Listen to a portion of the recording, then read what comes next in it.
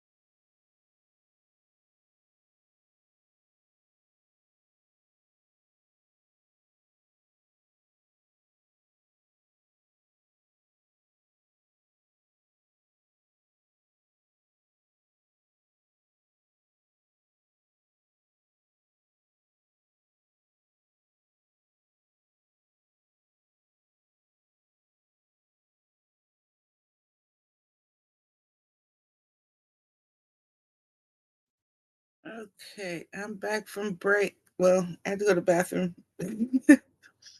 So I'm back. I see some people are coming in. Yay!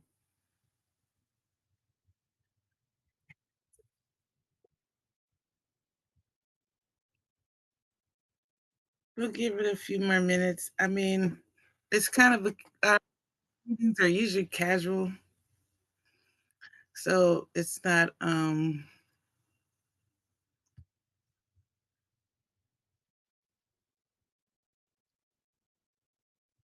Okay, we're up to 5. Okay, we'll take read out.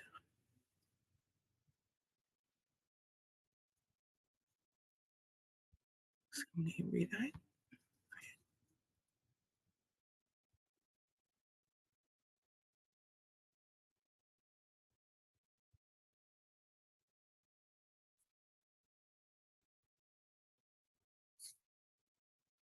Oops.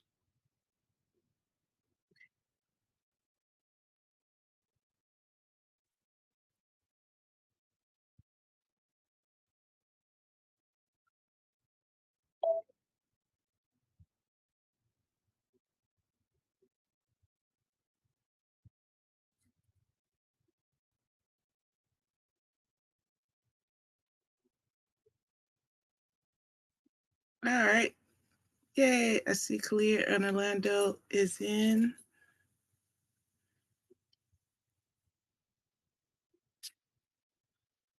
Let me send a message out to you. Let me send an email out right quick. Like the meeting starting, you guys.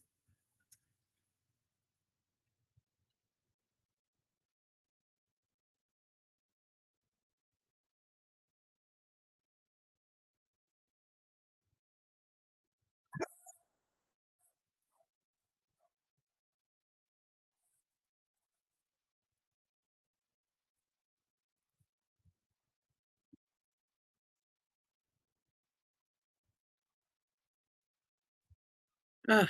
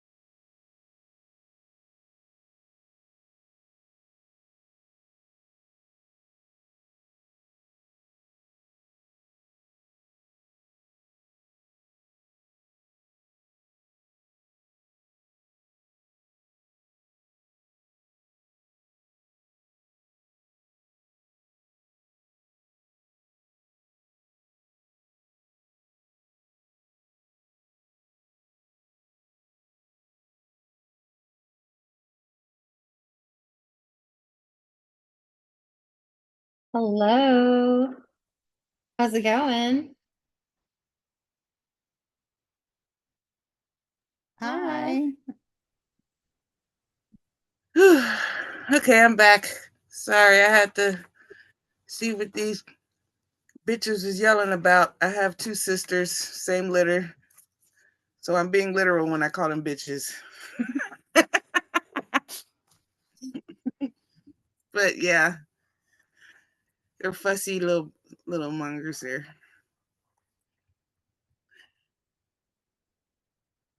Let me see. Well, I'm just jumping in. I'm gonna check on the other rooms. Good to see there's so many people in here. Yeah, yeah. Thank you, Athena. Yeah. Come back. All right.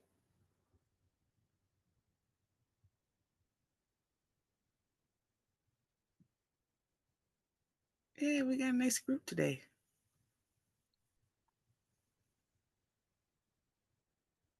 So before we get started, um, I haven't been able to really go to anything because I had to work. The ironic thing about people saying virtual is easier, if I went to an actual meeting, I would take time off of work to go to a meeting. It's virtual.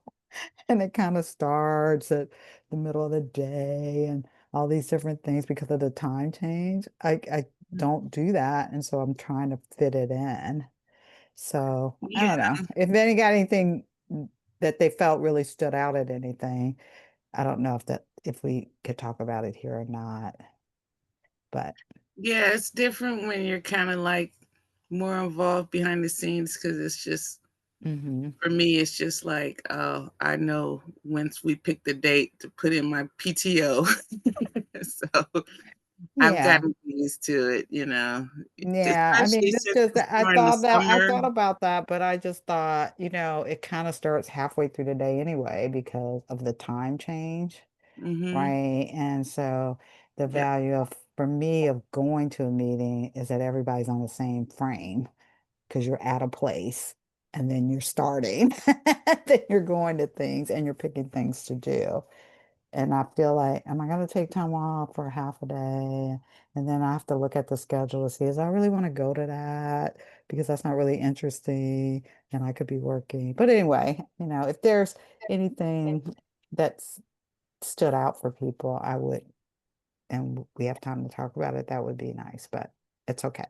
I'll get with Kalia later at our Mm-hmm. meeting. Yep. Oh, Margaret's in. Hi, Margaret. Haven't seen you in a while. Yes, it's been a minute. I hope you're well. I'm well. How you doing? I'm doing okay. All right. Clyde's in. Hi, Clyde. How you doing? Hey, everybody, how are you? I'm waiting on Judge Sanders to join us too. She logged in a little bit earlier. She's trying to recharge her phone, so she's gonna get a chance to say hello. Hey, Margaret, how you been, dear? A long I've time no been hear from you. fine. I'm Good to fine. hear you. Thank you. Oh yeah.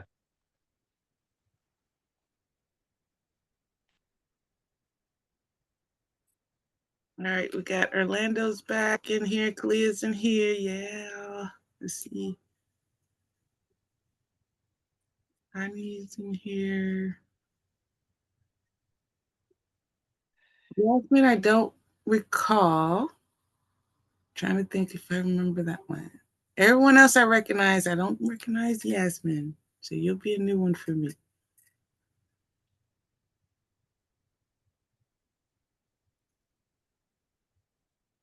And I think Yason. Is it Yason? Is that how I pronounce that one? Because right now we're only at about 10 people, so it's not too bad.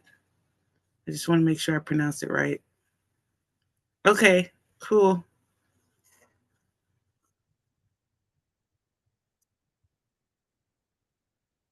All right, I guess we're good enough to get started. Hi, everyone. I'm Philena Farley. I'm the co-chair of the National Black Caucus. I'm also the co-chair of the Ohio Green Party. Previous roles have been co-chair of the Media Committee or members of the Outreach Committee. Let's see. I'm the Black Caucus appointed member of the ANM, which we are attending right now. So, and the Banking and Monetary Reform Committee. So, those are two strong issues I tend to be involved in. It is our annual meetings and, of course, banking and monetary reform because reparations. So, I introduced myself. Let's do a roundtable of introducing everyone. Let's start with Ani, and then we'll work our way down. Or we could do it the other way where I pick someone and then you pick someone. So after you get done, you pick someone random. I like that way better. Oh, okay. Well, hello, everyone. I am Ani Moselle out of Mobile, Alabama, former Alabama State Chair, current Mobile Bay Chair, and longtime member of the Black Caucus. And I don't think I have anything else to say. Let me find someone to pick. Let's see. Clyde Shabazz. Why did I just know you were going to do that? And you know why? Hi, Moselle. How are you? Well, Harry. And it's the reason why I say that. Just a caveat to the group and you particularly. My late dear sweet grandmother from Oklahoma, her name was Moselle. So that's why I said that. Yeah. Wow. It was Yes. meant to Ooh. it was meant to be. That wasn't Oh none yeah. but the ancestors right there. Oh yeah. Oh yes, and I'll touch briefly. Greetings to everyone, and I'm so glad to be a part of this group, and I'm just so glad I finally reached out and joined the Black Caucus. Clyde Shabazz here. I'm a member of the Michigan Green Party, and I joined back in 2008, the year that Dr. Cynthia McKinney ran um, against Barack Obama. That same year, I ran for Congress against the late John Conyers, the original author of HR 40, the reparations study bill, which I then and to this day have thought it was a sham scam study that we don't need. Okay. Um, I've ran 3 times for Congress. I ran again, I believe it was in 2016 or 18. I think it was 18 against former uh, Southfield Mayor Brenda Lawrence, who succeeded I think it was that the 14th. I don't know if it was Congress, but we had lost some citizens, so we lost one of our. We had 3 congressional seats in the Detroit area, but we're down to 2 now. Rashida Tlaib has one, and Sri Tanadar has the other one. Both Democrats. So, but anyway, I ran against her, and in this most recent time, I ran in a larger district against longtime Democratic labor stalwart Debbie Dingle, whose husband John Dingle was big in Michigan and across the country in the labor movement. But I've always kept, Philena and the group, a reparations first agenda, centering it around lineage-based reparations for, Black Americans, descendants of slaves, whatever term you want to use. But in pushing that agenda for us and putting it at the forefront and making sure that that's something that, the community knows and talked about. So, you know, I don't want to get too long-winded since it's just in the introduction, excuse me. So I'm sure that, maybe I'll be able to elaborate more on that. And now I will pick somebody. Just stand by here and let me see who I can pick. I am going to pick, if I can see the name come up here, it's loaded. Uh, ah, the New York Queen herself, Margaret.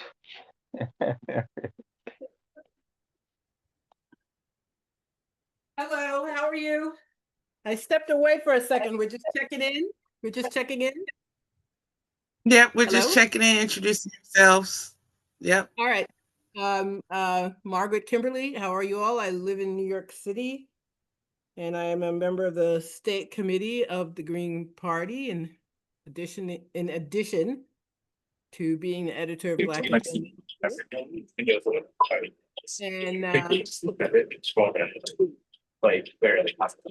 hello. Yeah, Mute. we can hear you, but you're kind of breaking up.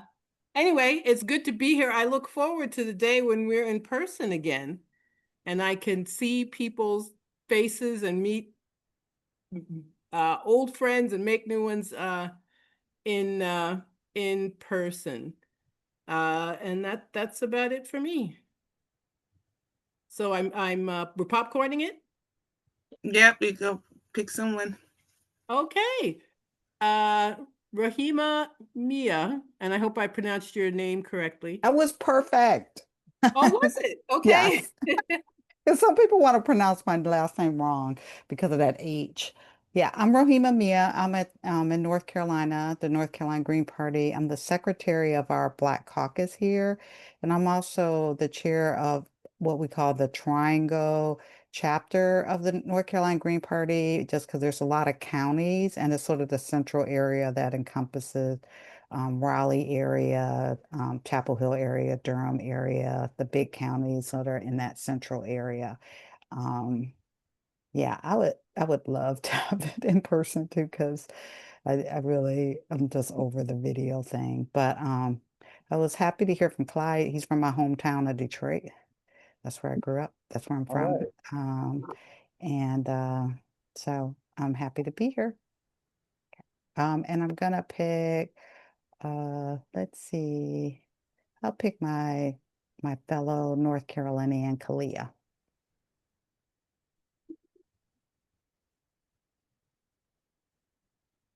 Leah, are you here?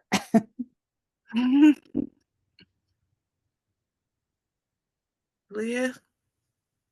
Maybe not. Okay, how about Asa Gordon? Asa Gordon just jumped in, everybody. Introduce yourself, Asa. Oh, sorry, I had to unmute. Just checking in to see what's going on. I know, but we have a lot of new members. You got to introduce yourself. Okay, I'm Asa Gordon. I'm one of the founding members of the Green Party Black Caucus, for the Taxpayer Voter ID Act, and off of the Democratizing Electoral College Civil Actions. If you Google me, you can Google Asa Gordon Electoral College, and you get what I've been doing in that era. I'm with the DC. Right. I'm with the DC Green Party. With the DC Green Party. Mm-hmm. Asa, who do you want to go next?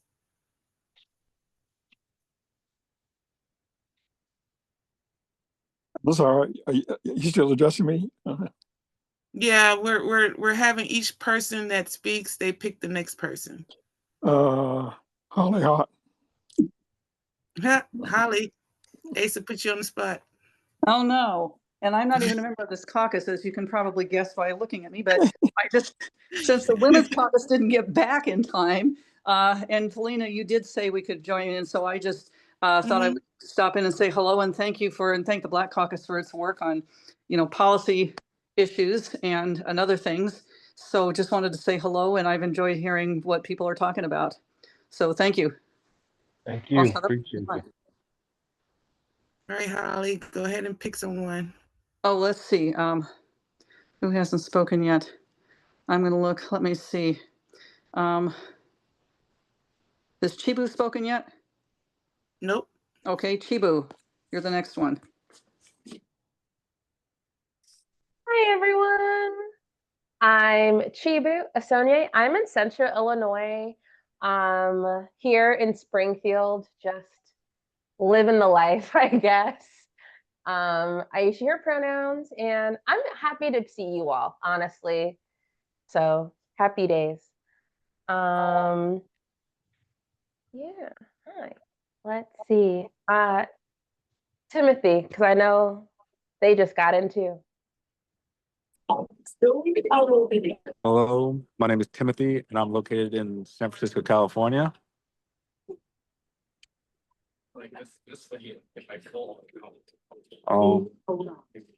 That's certain who hasn't gone yet. You're on this. It's you, Timothy. Okay, is there anyone I should pass it on to then? Well, you got to introduce yourself first. I'm here in San Francisco, California, and I'm looking forward to learning more about the organization. All right, now go ahead and pick a name off the list that hasn't gone yet.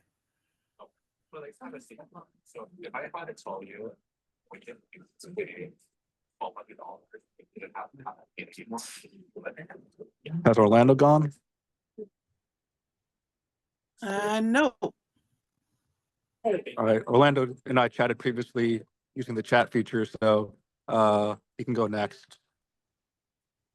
Yay. Okay, Orlando.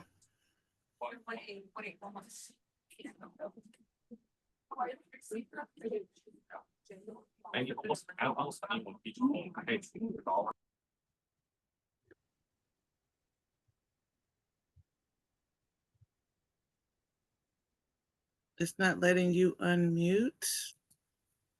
I had the same problem earlier.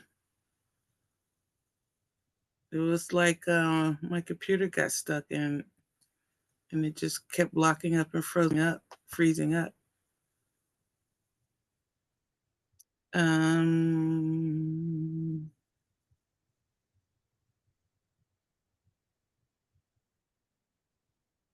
I'll go.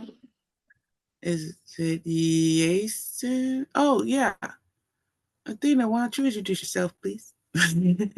Hi, everyone. I'm Athena Alma. I am the office manager for the Green Party US. I am a Black Caucus member as well. Yeah, and I'm also a caucus member for others, but here I'm in the Black Caucus. Nice to see everyone. And I'm not sure who hasn't gone because I'm kind of jumping in and out. Yeah. Let's see. Sam hasn't gone yet. Samantha? Hi, everybody. I'm Samantha Hull in Colorado Springs, Colorado. I'm not only here to support Philena and the Black Caucus, but I'm here to and excited to hear all of your insight. And has anybody not gone?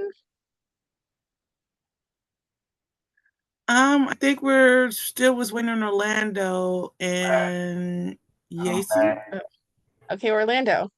Orlando Johnson, Oakland Green Party member, Alameda County Council Green Party, California Green Party, 2023-2025 Credential Committee. Been a Green member for 25 years. I ran for mayor of Oakland twice. I've been a campaign buddy from 2008 until currently. I'm known for creating an Oakland Municipal City ID card for the coalition. It's an Oakland local currency debit municipal city ID card. It was one of the cards first in the nation. And my world platform is End Racism. All right. I think the last we have is Jason so far. Awesome. Yeah, Yason in Durham, North Carolina. Nice to see other North Carolinians here. I'm new to the Green Party. I'm not a Black Caucus member. I just came to hang out, but it's awesome to see you. I know I've seen a lot of you here and there around the way, but good to be in the meeting and see what's going on. All right, great. So we got a nice group of people here. So what we usually talk about during our ANMs is usually caucus issues, and our main issue with the Black Caucus is we have noticed over the decades at this point, since we just created caucuses, that we don't discover Black people in the Green Party until they run for office. And that's when we find out they exist. And that's just across the board. I mean, it's just, we just will not be told, hey,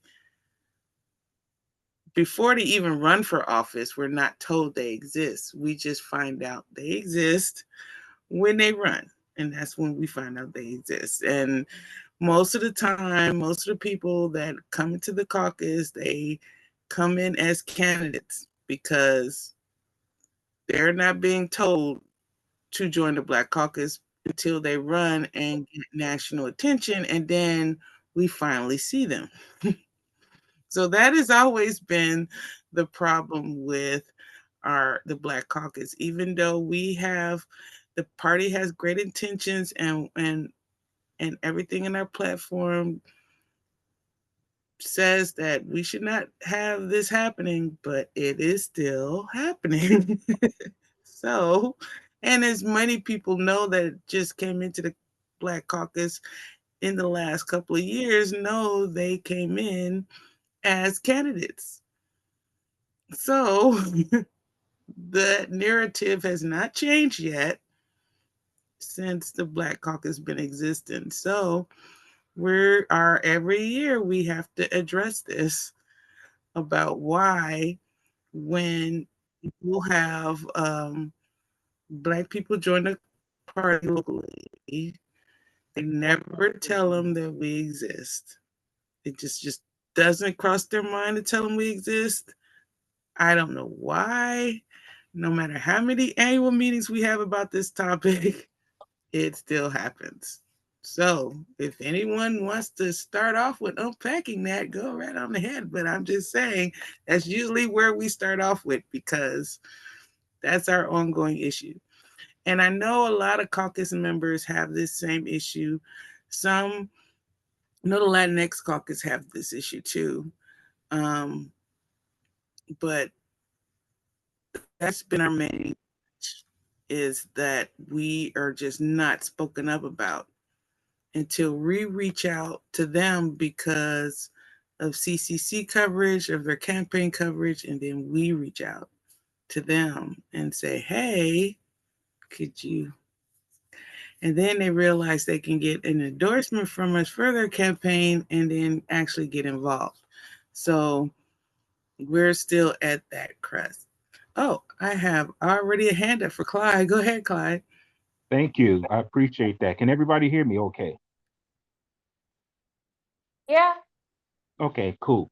Well, again, I joined in 2008, and I'm just going to have to say, and this is for me personally, you would think since 2008, and I've been active in the Michigan Green Party, and I have, through the years, Margaret and I have communicated through emails and the like and that sort of thing, because I actually was inspired in 2008 by Dr. Cynthia McKinney, but also from men like uh, the late Glenn Ford and the late Bruce Dixon, who were colleagues of Margaret's out of New York and Black Agenda Report. I used to read their columns all the time going back during the Obama times, because, I wasn't hot on Obama from the jump. And Margaret and the whole uh, group over there at Black Agenda Report was just pumping out these great articles, and they really you know, they got to my mind basically. And I'm saying I could make a difference to them. But I never really just knew much about the Black Caucus through the years, and I just stayed Michigan centric, if you will. So I take some of the blame for that myself. I can't speak for the greater national committee because, I'm just now becoming a part of it. But, in spite of that, I wouldn't want us to be discouraged for that, because in this age now, especially with the advent of digital media now, like what we're interacting with now, it gives us the opportunity to do a lot better outreach for not just more people to um, to interact who are running as candidates once they come in, but even doing outreach to people who want to join and maybe just be one of the part of the committees like the back committee or the banking reform or the election tabulations committee and that sort of thing. So I'm not surprised though, like with some of these things that you say, because I think sometimes that can happen. Like I happen to have hopped over today on the banking and monetary reform committee, and I was interacting with some of the folks over there. And again, I brought up of the reparations question as it relates to banking and monetary reform. And, one of the panelists who was leading the discussion was saying, well, that's not really relevant to the discussion and the topic of the banking reform. And I had to respectfully interject and say, yes, it was, because if you don't if you want to make a prescription for something, you have to go to the root of it and the diagnosis of it, of what caused it in the first place. And then I begin to explain to the people who were leading the panel and those listening that, the root of the very banking and insurance industries in the United States are rooted in chattel slavery. So, you know, and then it just kind of got quiet. And then now, of course, I referenced the Professor Black Troop, which I've been pushing to everybody, to get information on that. So, like the agricultural, textiles, railroad, and all that stuff, blah, blah, blah, is related to that. So, and they said, oh, okay, you're right. And they agreed that, like, to check that stuff out. But as it relates to us as a caucus, Philena, I think going forward, you know, we have to take ownership of that. Each individual state member caucus, when people come in, impress our state party members if they bring in a person of color, black person, let's just be more specific, and say, hey, we immediately need you to connect with this caucus, because it's going to help make you a better candidate, a better green member, and just better all in giving you information. And then we can begin to facilitate them and bring them into this process. Because since I've joined, it's just opened up a whole new world for me in terms of, the different committees and places to navigate, which is a great thing, So I don't want to knock that, but it wouldn't surprise me with that because there's so much stuff going on. And then remember, and I always give people grace, we are a party full of mainly working class and poor people that are trying to build a grassroots coalition party. So you know I have more perspective, but I think that's just a basic gist of where I want to give our caucus a direction where, to navigate around those kind of things. Thank you so much, Clyde, for that. Absolutely. I mean, I know it's not,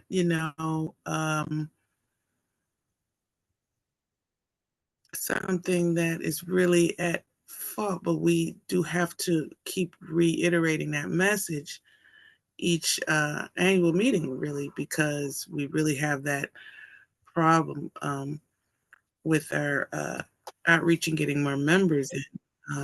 Darryl has recently joined in. So Darryl, we already did our introductions, but you need to introduce yourself because you're the other co-chair. Well, you said it all. Hi, I'm Darryl, and I am currently a co-chair. And glad you all are here. Thanks. I get to see some faces and names that I recognize, and some that I don't. So it's great to have you all here. And I hope that the conversation so far has been lively and interesting, and I'm certain that it will continue to be based on what I heard when I jumped in. Yep. I'm always going to continue your conversations, Darryl, that you have all the time when it comes to the frustration of we only see Black people in the Green Party when they run for office, and we never heard about them until they ran, and then that's when we can finally get them into the Black Caucus. So that's how Well, and usually by then they've already been burned enough that they're probably going to finish their campaign and move on. Right. So Unfortunately. yeah, and then that's another thing, dealing with burnout, and then they're gone. Yeah. So that is the Philena, while you're mentioning that, I'll point out here, I don't know if you all talked about this, but I mentioned it on our last calls, and something we've talked about over the years, that the party has a challenge with particularly Black women running for office at every level. I've not yet heard of a candidate who has not had some challenge with her candidacy and her run during the time of that campaign, from Cynthia McKinney running and Rosa running for president and vice president, all the way down to people at most levels when they're running as a Green and they're involved in the Green Party at their local or their state or whatever level, they encounter challenges. They feel abused, taken advantage of, disrespected, not supported, and really used as a pawn in many ways. While it's suitable for the other folks in their area to do that. I'm not speaking from personal experience, obviously, because I'm not her to have that experience, but from the hers that I have talked to, including one of my former co-chairs who wrote her thesis on this very subject. It is, and we continue to hear that. So I'm hoping that those of you that are hearing this will pay particular attention to patriarchy and misogyny and racism that may be impacting women, especially Black and brown women who choose to run within the party, and making sure that that there is some consistency in what we say we believe and how we act towards them. And I'm not saying it's not happening to other people. It could be, but I know that this has been a consistent problem for the last decade plus that keeps coming up over and over again. The most vitriolic one came up in Minnesota, where we had a candidate running and a group of people who didn't even live in the state were attacking her on social media and choosing to support her. I want to say it was Socialist Party opposition. And that particular Socialist Party had reached out to many of us, and I know because I was on one of those emails where they asked if we would support, because in that race you could support more than one person. So they wanted the party to support their person as a second alternative, but they refused to support our candidate as a second alternative. for them. So they wanted us to do something to help buoy their candidate, but nothing that they would do to support our candidate. So we had to respectfully decline that offer of non-coalition building. Coalition building. And so just as an example, that's just things that have happened. And I just want to point that out. That's one of the reasons why I think it's important to bring candidates into the caucuses, whether they're LGBTQ, at the Lavender Caucus, whether they are Black or Latinx or youth, or women, that they're being involved in the caucus to get a different level of support that's different than what the state or the local might be able to offer to them.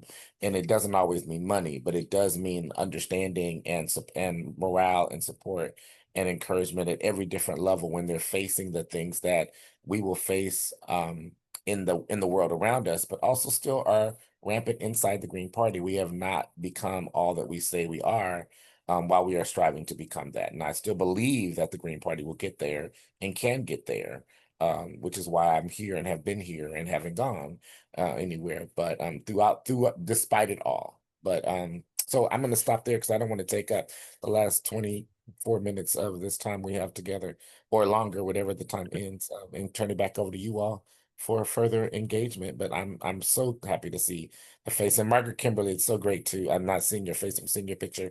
It is such a thrill to turn on my screen and here you are. And others, I won't shout you all out right now, but it is a pleasure to serve in this party and to work in this party alongside all of you. No problem. Thank you so much, Darryl. So I'll get to you 1 second, Clyde, because I do want to intro this issue.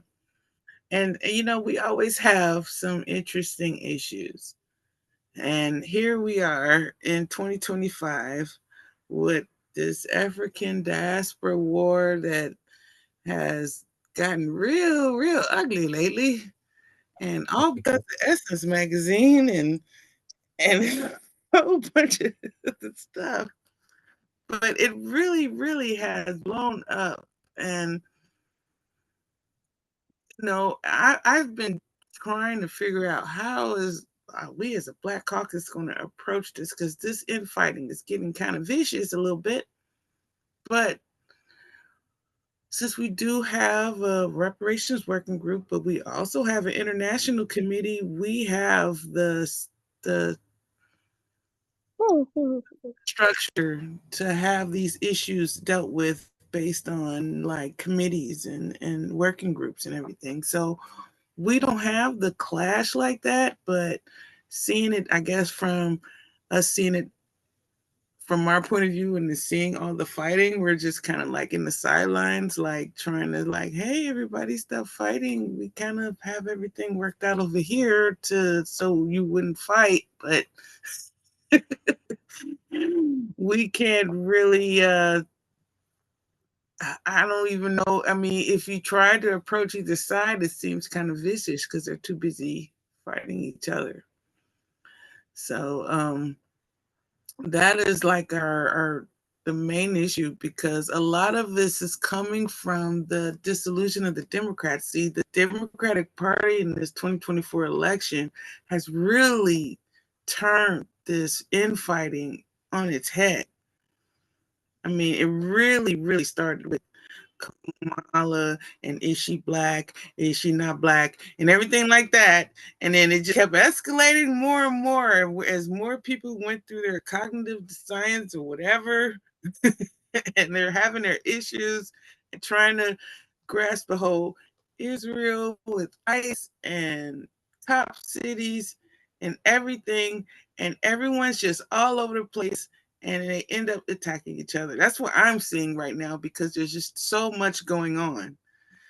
And there's no solidarity because there's so much going on. And at the same time, there are a lot of people that are in the African diaspora that are just very rude about this, very ignorant about it, very disrespectful. And then there are other people that are like looking at them like, why are you being disrespectful? This, so it's like,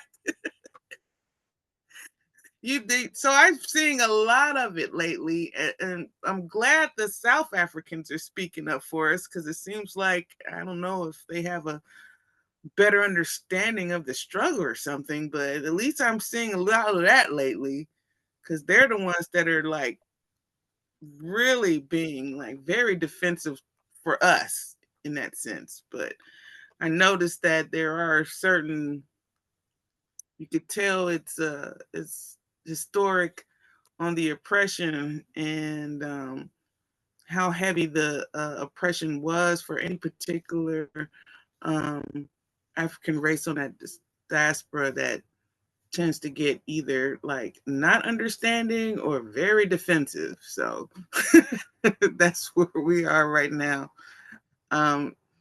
Has anyone have any feedback on how they would approach this as a party or as a candidate? Because it's getting kind of heated, and I've tried to get in like, hey, we're over here with reparations on our platform, and they're just like, hey, screw you and your peacefulness, we're mad. So that's what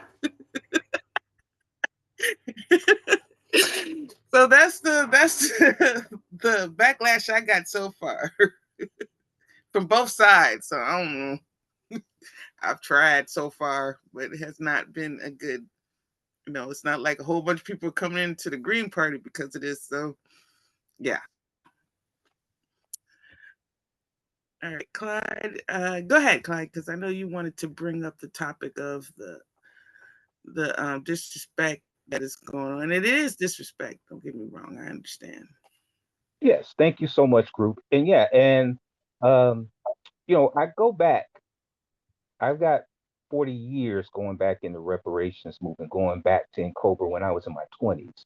I have the privilege. I've been to Africa quite a few times. Okay.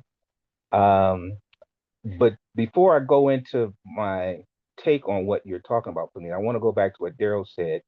I agree with you, sir, wholeheartedly with that, and that I myself experienced that here in Michigan, because she's not here now. I think she was having some technical issues with her phone, but that's Judge Brenda Sanders. She and I have been working closely together. Judge Brenda Sanders has been a 40-year practicing judge. She was the chief judge of 36th District Court. She's joining our caucus. I don't know if she's got the link to join us yet. Um, but anyway, I recruited her to run against Rashida Tlaib this past election cycle, okay? And it was actually, I'm going to be bold in the spirit of Malcolm X. It was Jason Call out of Texas was shooting around emails because, he was on the Stein campaign, and, because the relationship um, to the Arab community over in Dearborn, he was making a big stink saying, how dare, we do that. And I shot back and said, hey, this is this is a competition for ideas. There are no sacred Democrats. The Democrats have been engaging in lawfare for us for years, keeping us off the ballot, making our poor and working class have to chip in and spend money to get on the ballot in New York and all these other states, blah, blah, blah, blah, blah. And he shut it down. And then when we had our election night celebration for jail over in Dearborn, he was all hugged up on me and said, hey, I got to get Clyde a shout out, blah, blah, blah, and that whole thing. So, I told him, we don't play that.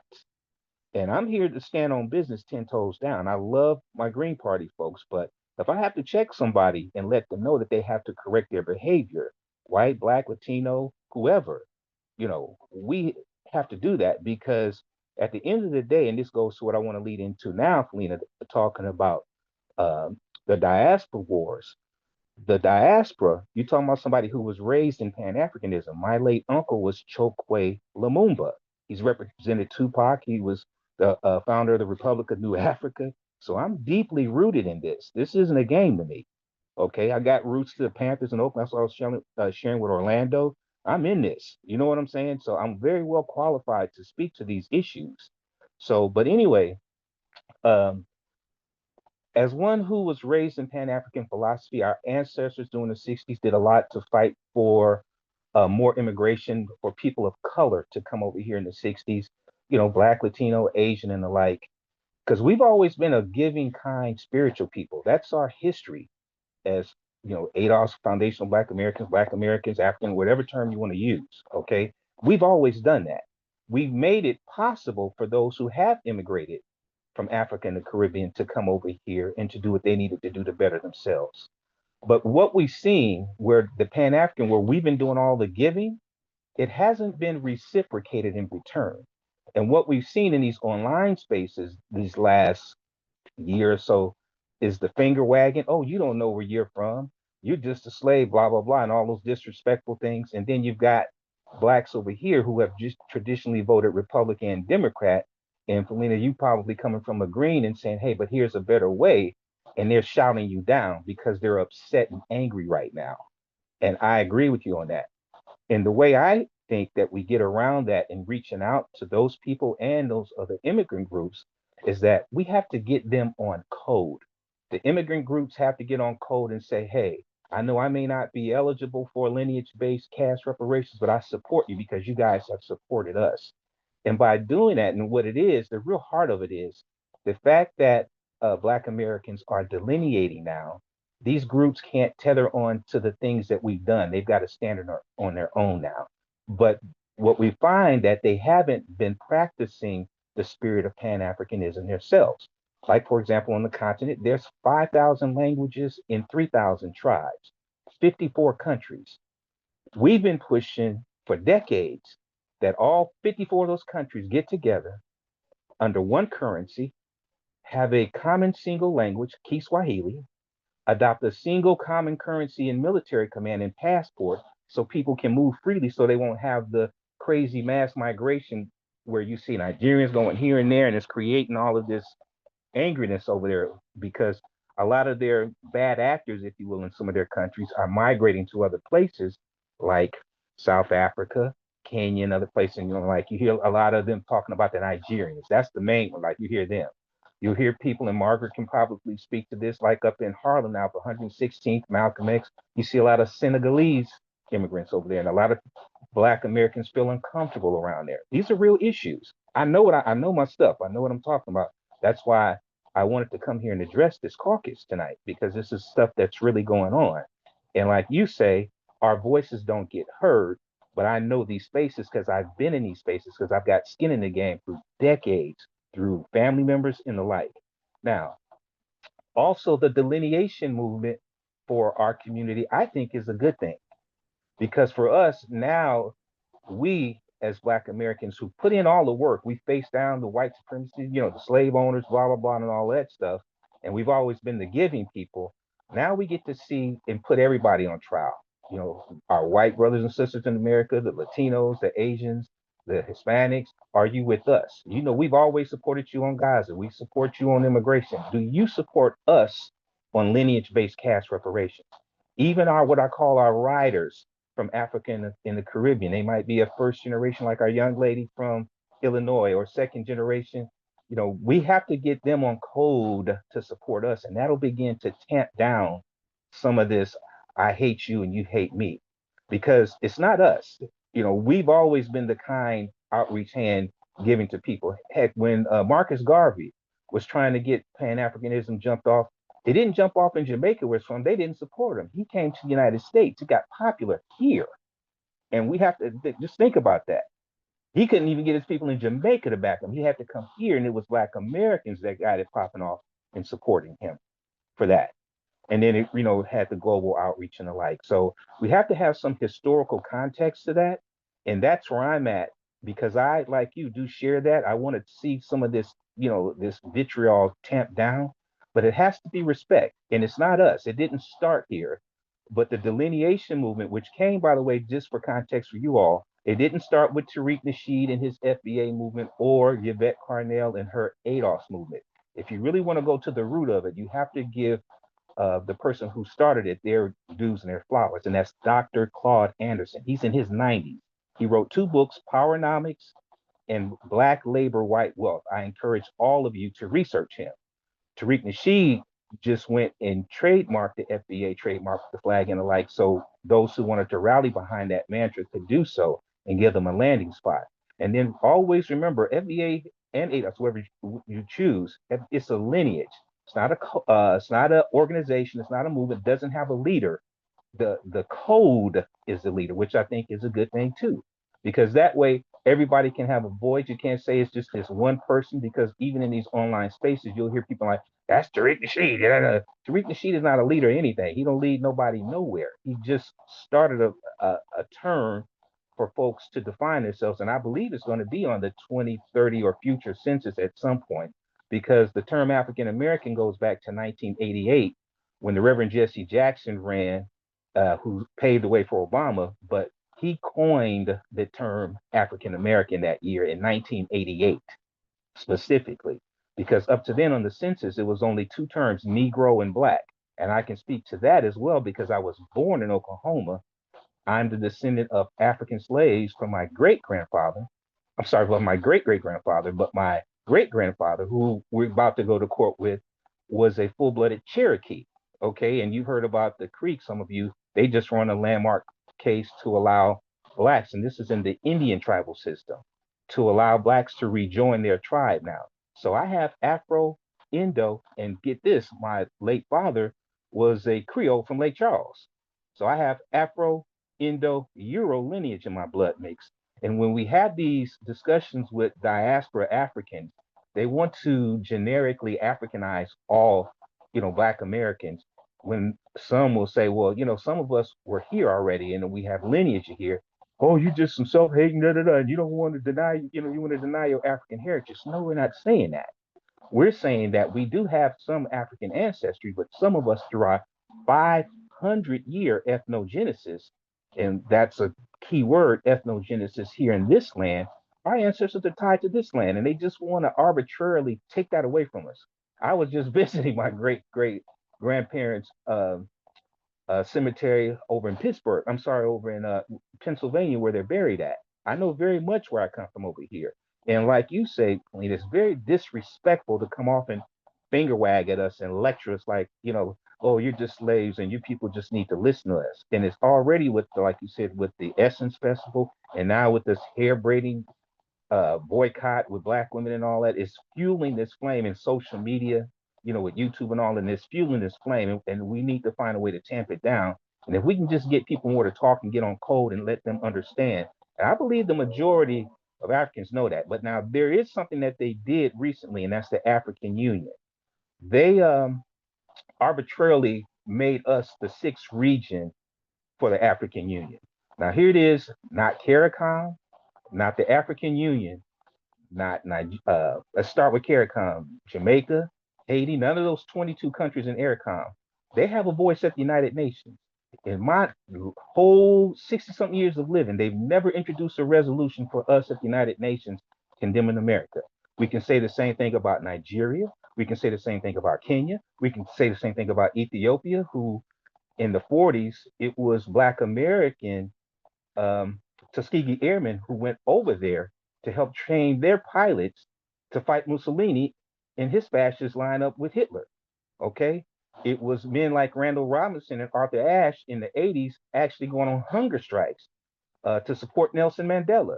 But Ramaphosa signed he filed a grievance at the International Criminal Court for Palestine, which is great because it is a genocide over there. But none of them have never done that on our behalf. So I think they don't have a right to do that. And this is where our Black Caucus can be strong. And I wanted to present the idea of our caucus, firing off a letter, which I signed one personally. I did my own at change.org. And I would encourage you all to go there, look at it, sign it if you like, demanding that they stop saying that they represent us, because they don't. Our fight for lineage-based reparations is going to come from us demanding and negotiating that with our own American government, not the African Union and not CARICOM. Let the African Union deal with the countries like Great Britain and the other folks who they did their damage to, like the folks in Haiti. Let them deal with France. They do not have a right to do that. And this is what's fueling a lot of this back and forth. Okay. That's my perspective on that basic outline. And I wanted to share that with you. You all, I landed my plane. Thank you. Thank you so much for that. Let's see, Margaret, your hand's up. I don't have to look at the list. Yeah, but Asa's hand was up first, so I will go after him. Okay. Now, in the chat, I've included several links for those who are not familiar with my relationship with the Green Party, so they can go there and check me out. Now, I'm afraid in the era of reparations, I have a kind of selfish perspective. I've been advocating what I call Jim Crow reparations. Before we get reparations for what happened to my great ancestors, I want reparations for me, what happened to me in my lifetime. Jim Crow reparations addresses the fact that there are Blacks who are living today, like me, who suffered unofficial state-sanctioned racial apartheid throughout their formative years in education. And so Jim Crow reparations is reimbursement.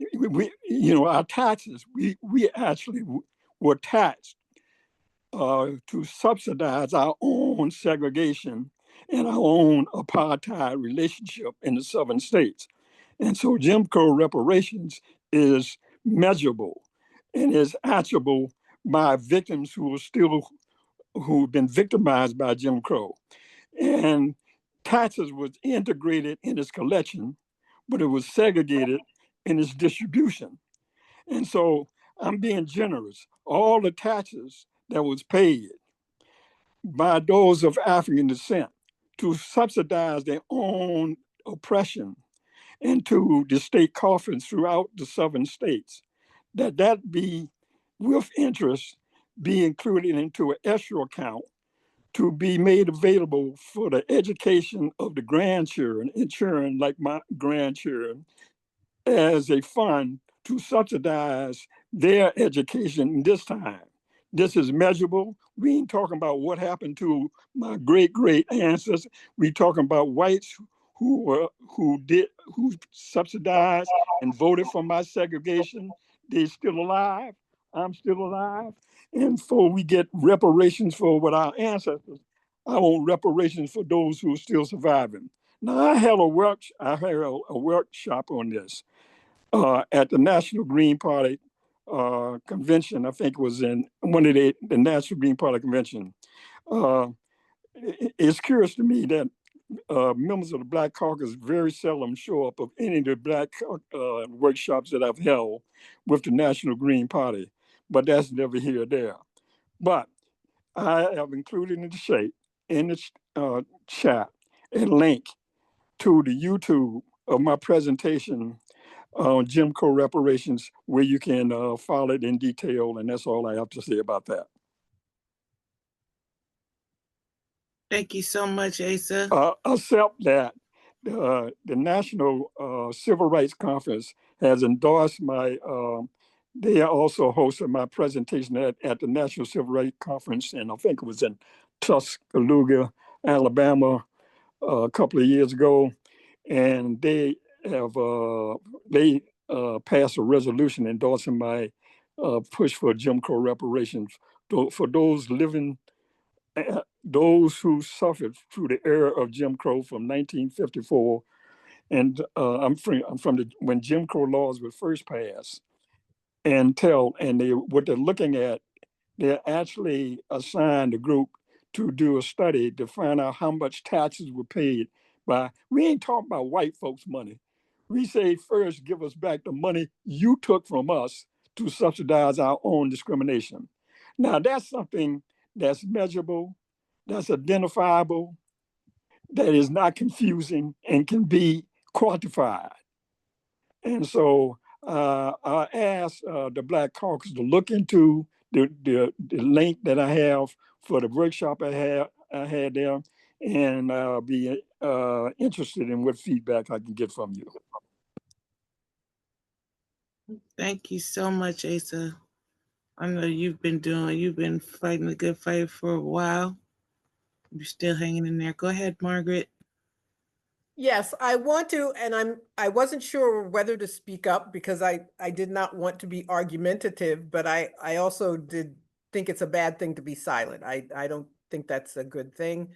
On the issue of the issues of lineage, I am very uncomfortable with this segregation of Black people from the diaspora. And what I believe always turns into hostility against Black people who've migrated from other places. I do not like this word tether. I don't see a reason for it. I think inevitably it stirs up hostility unnecessarily. Yes, Marcus Garvey was followed in Jamaica and the Caribbean and Great Britain. Black people all over the world followed Marcus Garvey. So I just believe that's inaccurate. I don't think it's for us to talk about the African Union or to say that their official language should be Swahili or anything else. We're talking about thousands of, in these African countries, these are artificial borders, boundaries that were drawn by the European colonizers. And when Africans try to have solidarity, their movements are destroyed. Kwame Nkrumah was overthrown by the CIA.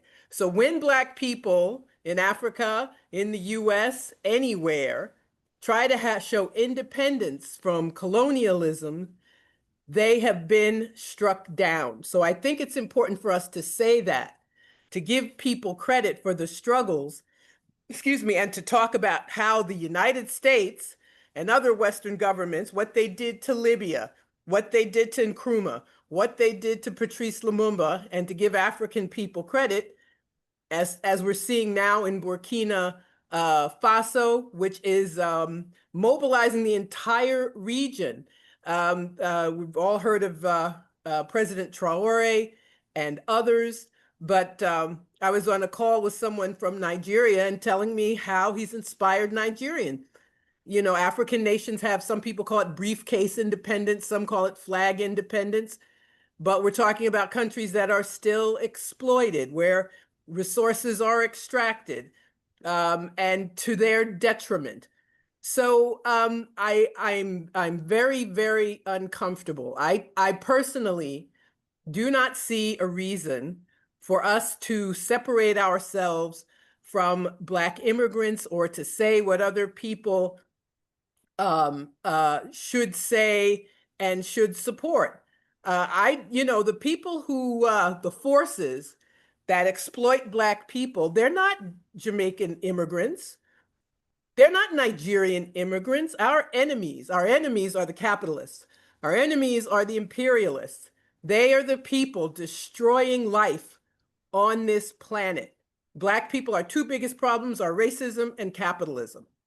And the fact that you can find somebody from a Caribbean country who says they don't like Black Americans, oh, okay, I'm not going to say those people do not exist, but that's not where our attention should lie. And so that's what I have to say. I would hate to see the Green Party caucus go down that road, this new road of which always ends in hostility, and take our eye off the ball. We are I don't know if we're specifically an anti-capitalist party, but I believe our platform is. We are a party that speaks against our resources being used for the military, which kills people all over the world. So I just want to say that, and I would hate to see the Black Caucus of the Green Party sign on to this things that are called lineage-based or what have you. I think it's very dangerous. It's not my political line at all, in case you cannot tell. So I just wanted to say that. Thank you.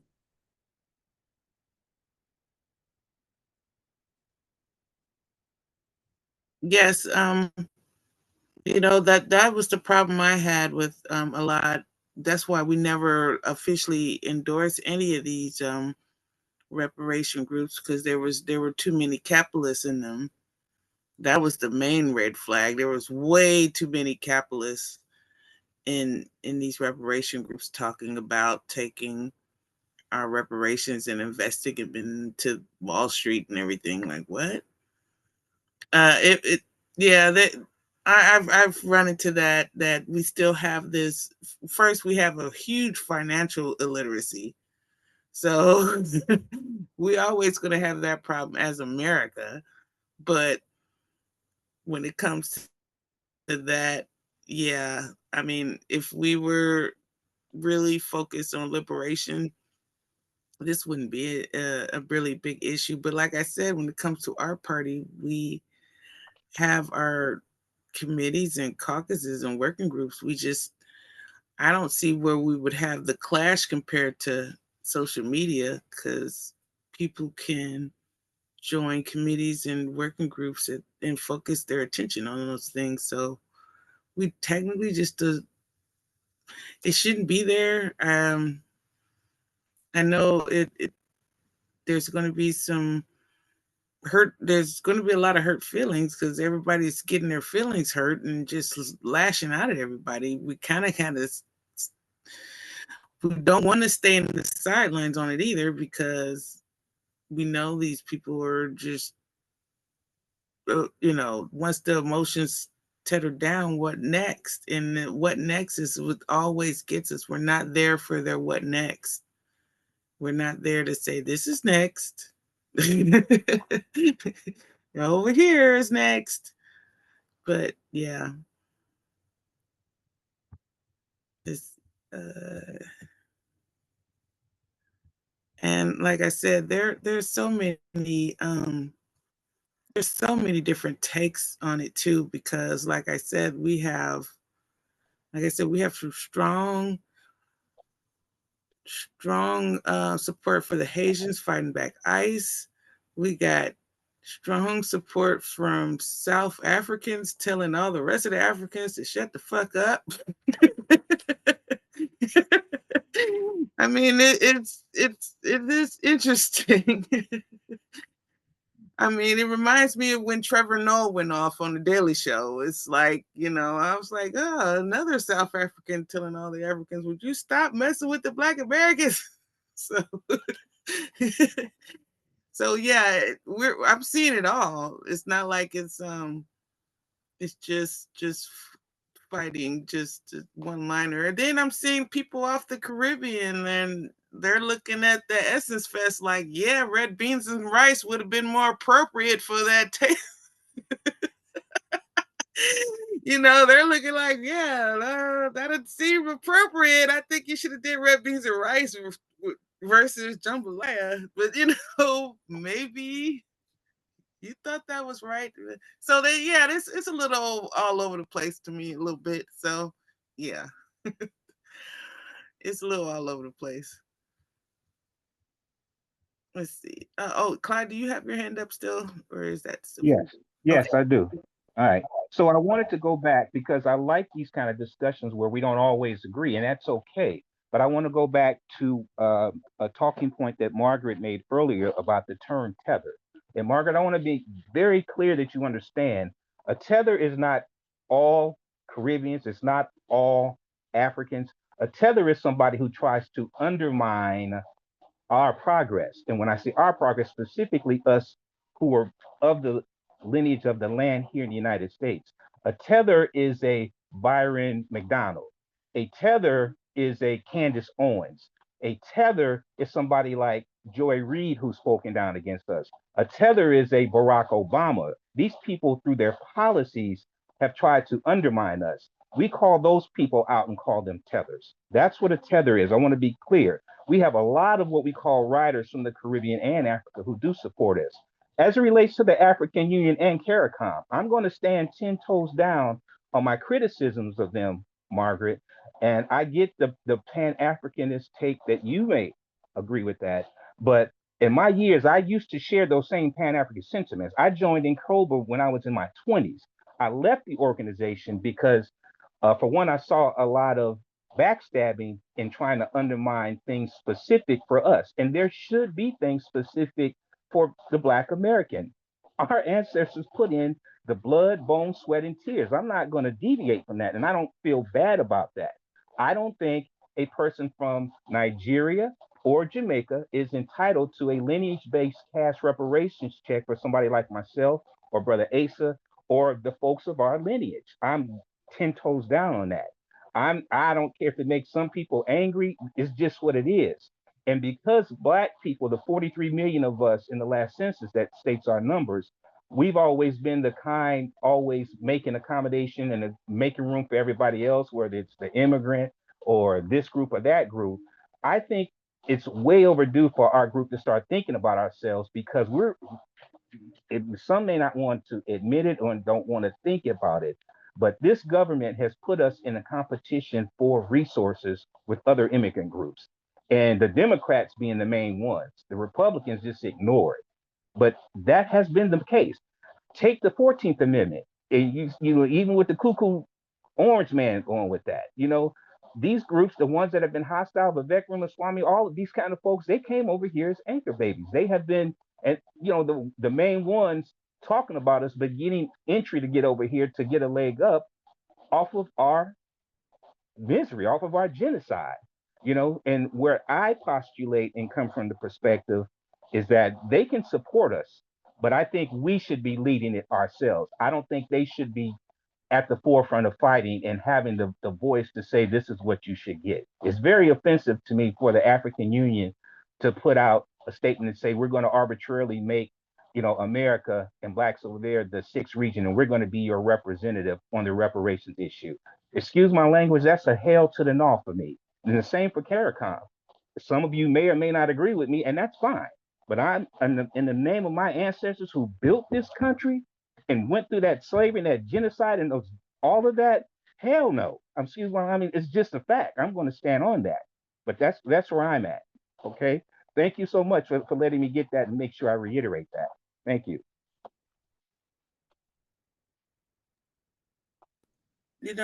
And the Pan-African thing, it's always been like for me, because on my father's side, I'm part Indian from India because of Winston Churchill bitch ass and starving the people of India and them migrating all over the place. And when the few of them that made it over here, they weren't put in white neighborhoods, they were put in the Black neighborhoods with us. that's just what happened. So I'm like, am I Pan-American? I mean, I hate colonizers. That's in my DNA. But it's like, that's not, I mean, there was still some migration going on even during Jim Crow, and okay, I got dot and feather in me. Okay, I deal with that. I'm happy with that because I know where that anger comes from when it comes to colonizers. So I'm good with that. So if I could jump in, I know that we're getting close to the winding down time, right, Philena? Mm-hmm. And so I think there's so many things that we need to talk about as a collective body within the caucus, sometimes with our colleagues and our allies in the room, and sometimes without them in the room. But I do think that this conversation and how the nuances around our relationship, not only to ourselves here in this country, but to our siblings around the world who look like us and who are treated like we are in lots of places. I think we have a lot to talk about in how we stand in solidarity across the board and find ways to, rather than finding more ways to create why we're separate, different in those barriers, finding more ways of why we are alike and how our struggles around the world are connected. And I think that as Black folks around the world, if we unite, it makes it makes all the cases stronger and makes it easier. Some of the European countries, particularly, are doing some of the things to meet some demands way more than we are over here at all. And none of it is enough. But I think if we stand stronger, one of the ways to get some of the issues around reparations responded to here is to shame the US and have the world do it. Unfortunately, now we have the idiot and clown in office who gives us enough shame that I don't know how much more we may not get much out of it during this cycle, but it is work that we have to do. And the goal, I think, is for us to find reasons to meet. The Black Caucus meets on the third Sundays at 6 p.m. Eastern Standard Time. Those of you that are here that would be members of the caucus, we encourage you to connect with us so you can be a part of that. I did put in the chat the different statuses of membership. And the meetings on right now, on the monthly meetings are for those members that are voting members. We do intend to have, and I hope the new leadership will follow up with this and have opportunities for our allied members and affiliated members to have an opportunity to meet with us, to join with us. Our affiliated members are able to serve as representation of the caucus on national committees.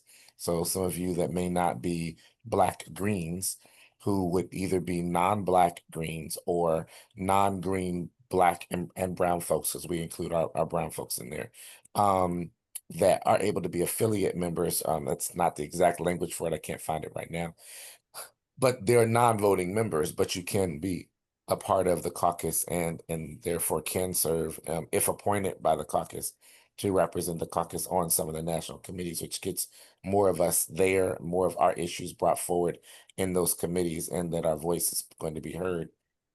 But for those of you that are not yet on any of those committees and you are a part of us and voting members, we encourage you to consider both being a more active part of the caucus. Some of you are new, so it's me saying more active is not a judgment on whether you've been active or not. It's just encouraging you to take up and act where you feel comfortable and to engage.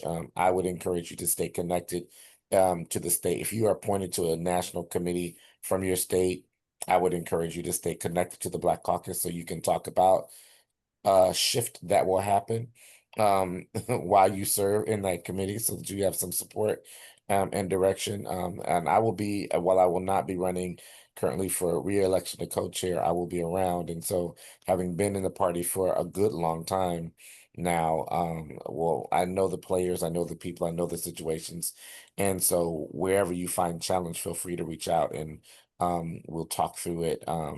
If you're going on to a committee and you want to know more about the inner workings of what that looks like, I'm happy to share some insights around that to you and how best to navigate when you're in the national, even if you're a national delegate or an alternate, how best to navigate in that space, how not to get yourself drawn into stuff that folks like to draw people into and derail conversations and do all manner of things, and also how to ensure that you're being heard and appreciated in the way that you respected in the way that you deserve. So lots of ways to do that. I think, been able to do it pretty well.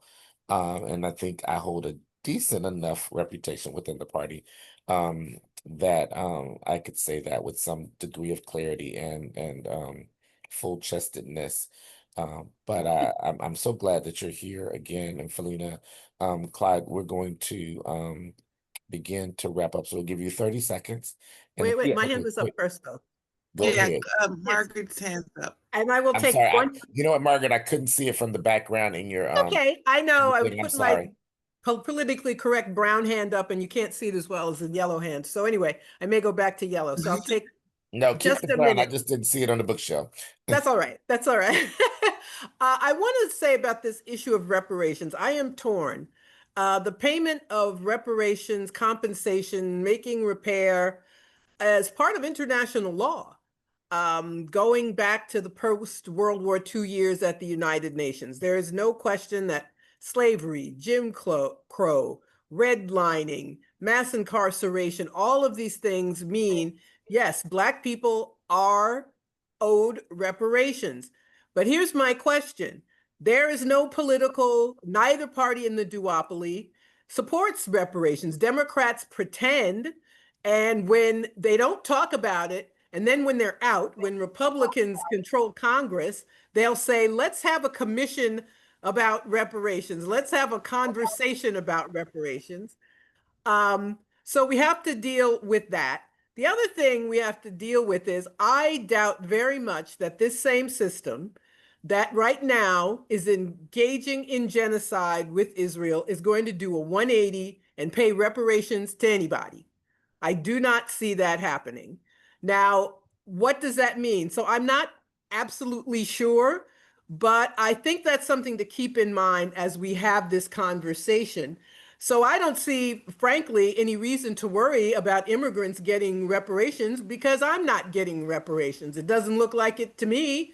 So I'm not concerned, frankly, about that that possibility. I put in the chat the link to an article I wrote for Black Agenda Report about the issue of birthright citizenship. I believe that ending, touching, changing, modifying birthright citizenship will jeopardize citizenship rights for Black people born here. I'm not going to go on too long. Please check it out. Please read it for yourself. We must defend birthright citizenship. Yes, it was created for us, and we need it more than anybody.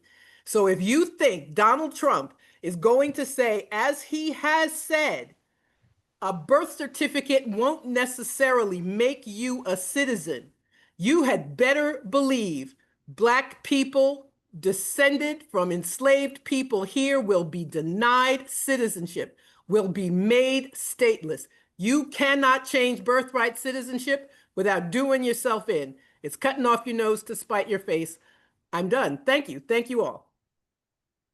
Thanks for that, Margaret. And Clyde, 30 seconds. All right, so I'll chime in here briefly too. And Margaret, thank you for your comments. What I see here is a bunch of ideas and what they think is the best light. So just real, one of my criticisms of the African Union and CARICOM is that those 54 countries in Africa, those 22 countries in CARICOM, they've had all this time to pass a resolution at the United Nations, even within our own bodies, just a darn resolution to say we support Black Americans' case for they've had a formal genocide against them and that we support them for reparations. They've never done that. That's my criticism for them. For them to turn around then and try to say they want to represent us is a slap in the face and insulting to me, okay?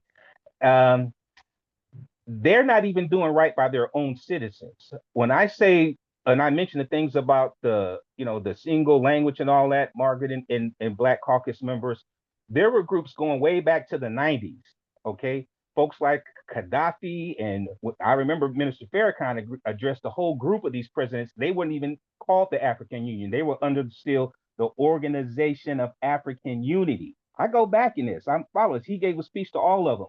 And Gaddafi and the other Pan-Africans said, hey, we should adopt these principles. They all ignored it. Right now, and I'll close real quick. One of the reasons why you see so much mass migration from Senegalese and Nigerians and Kenyans and South Africans and other groups, because the political leaders in those countries themselves aren't doing by their own people. And then they want to turn around and say they want to represent us. They got a public relations program right now with Sierra and Spike Lee and all these boule that they're buying off, that they want to psych out the masses of the poor and working class with this fake right of return. And that's just what it is, where they get paid off to, these countries, we should be having discussions because they weren't countries then. They didn't gain independence to the 60s, but the tribes in those countries, and we know who they are. We've got scholars here. We know the Wolof in Senegal were engaging in the slave trade. We know the Ashanti and the Akwaba in Ghana were doing it. We know some of the other ones in Benin and some of these others. We know who they were. And for them to be saying we can return, but we got to pay for citizenship. I have videos of aunties from the United States going over to Africa as tourists in Benin and different places. And those corrupt border guards won't let them cross over into Togo and other countries unless they pay a bribe. The African men over there, they gotta step it up. It's not us. And for them to want to turn around and just get a hand on our money representing these same white racist capitalists that you're talking about, Margaret, that's a no-no. And I just want to put that in context so our members have a full 360-degree analysis of what's really going on. I've been over there. Okay, right, that's it. I'm gonna land my plane there. We Thank went you past so the much. 30 seconds. We got to get Ace in because it is All right. 10:24. And we are not going to solve any of these issues tonight in this forum. And we are not going to put all of the issues and all the nuances of any of these issues out in this forum either. Asa. Yeah, I'm sorry. This is an announcement. That's kind of off topic. Excuse me. No, you're not off topic. It's announcement time. All right. I will be making a presentation to the Time user group. And they have it's a home computer that I programmed by analytical orbital theory as astrodynamics during the 1980s. That became the basis for onboard propagation for GPS and Starlink. It'll be August the 10th from at 2 p.m. I'm sorry about my hoarseness. Can you put it in the chat, or if there's a flyer, can you Yeah, stick it Google in the Time chat? Sinclair 2068 user group. And if you send it to Philena, then she can send it out through our Slack. okay, I'll do that. I'll send it to the group. A link to it. Because we're not tracking everything you're saying, and we're not catching where it is and what. Okay, I'm sorry. No, you're okay. It's no problem. So listen, everybody, thanks for being here. And Philena, is there another opportunity to be a part of the Black Caucus conversation over the next couple of days? Or is this the last of those opportunities for this moment? Yeah, because all we have is our next caucus meeting is August, was that the 15th, I think, on the 17th, the third Sunday of the month is our next meeting. And just for those of you that know that there are some their elections are under, nominations for officers are underway, correct, Philena? Yes. And so if you there are some stipulations. Yeah, we're trying to get some people to run. Yes, there's some stipulations on how long you have to be with the caucus and how many meetings you have to make in order to be able to be elected. We'll work through all of that as we need to. Many people are new coming back to the caucus, so that would leave us with very little opportunity to fill all of our slots. So we will work through some of those details as a caucus in our meeting coming up on the 17th. And but we're excited. Thanks, Amy. Thanks, Gordon. Thanks, Chibu. Am I saying it right? Thanks, Kalia, Orlando, Margaret, Clyde, Yasmin, hello, Philena, Caitlin, and others that were here who are going to read. And those of you that are watching this recording after the fact, we thank you for checking in and checking us out. We hope that if you are hearing about this, you will reach out and connect to us on these issues, and not only these issues, but all issues that impact our country, that impact the Green Party. The National Black Caucus does not only deal with issues that affect Black and brown people, we deal with issues that affect all of us, but we also do so from a lens of Black and brown lenses and the lives that we have lived. So we are in part of all of the efforts and all of the activities that go on within the National Green Party and within our country. And we are not segregated to just Black and brown issues. Just want to make that really clear. So that as you're looking for whatever work you're doing in the Green Party, you need to look around and make sure that you have Black and brown people representing in those spaces as well, to make sure those perspectives are lifted up in every setting and in every meeting and in every place that we are as the Green Party. Philena, last words?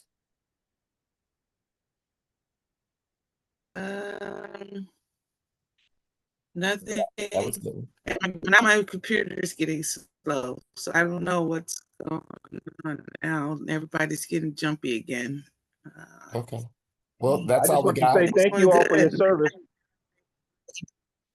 It has been a pleasure just to be here and to serve. It's good to see you all, and I'm glad there's some new faces and some new energy that will lead us forward. Thank you. Thank you all. Thank you, Margaret, for the spirited debate. I love it. All right. You know I love it. All right. You're welcome. You're very welcome. Thank you. Thank you, everybody. All right. Thank you, everybody. Thank you. Have a good night. See you soon. Bye. Though.